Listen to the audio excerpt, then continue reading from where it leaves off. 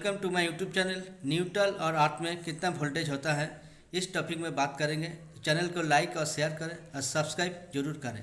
तो न्यूट्रल और आर्थ में कितना वोल्टेज होता है, हम लोग पहले बेसिकली क्लियर करते हैं। हम लोग का जो डिस्ट्रीब्यूशन ट्रांसफार्मर होता है उसमें सप्लाई आता है सब स्टेशन से।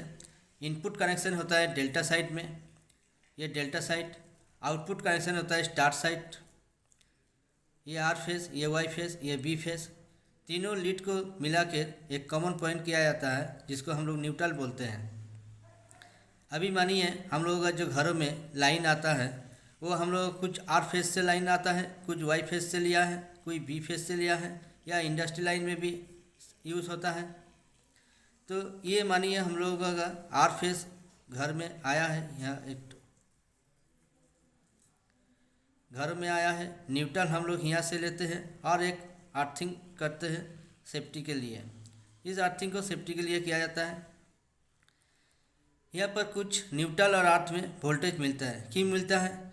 आर फेस से जो हम लोगों का वोल्टेज आ रहा है और न्यूट्रल से भी हम लोगों का यहाँ से कनेक्शन किया हुआ है, इसमें कुछ रिटर्निंग पाथ आता है, इसलिए वोल्टेज ड्रॉप होता है।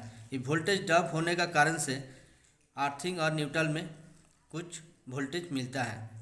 अगर हम लोग मल्टीमीटर को एसी रेंज में सिलेक्ट करके अगर मल्टीमीटर से चेक करेंगे तो देखेंगे यहाँ पर हम लोगों का कुछ वोल्टेज आता है। तो ये वोल्टेज कितना होना चाहिए? ये वोल्टेज अगर 0 से 2 वोल्ट तक एसी है तो ठीक है, 2 से ज़्यादा है तो हम लोग का अर्थिंग प्रॉपरली नहीं है, तो अर्थिंग को हम लोग को सुधारना पड़ेगा। ये न्यूट्रल को हम लोग इस तरह से करते हैं। ये न्यूट्रल का वोल्टेज ड्रॉप होता है। अगर न्यूट्रल का डिस्टेंस ज़्यादा हो गया तो रेजिस्टेंस बढ़ जाएगा, रेजिस्टेंस बढ़ने का कारण इसका वोल्टेज ड्रॉप होगा ज़्यादा। अगर न्यूट्रल हम लोगों का कम दूरी में है, कम डिस्टेंस में है, तब रेजिस्टेंस कम होगा, उस टाइम ये वोल्टेज भी कम हो जाएगा।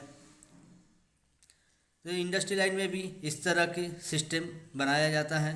हम लोगों का लोड को अलग अलग फेज में डिवाइडेड करते हैं बैलेंसिंग रहने के लिए।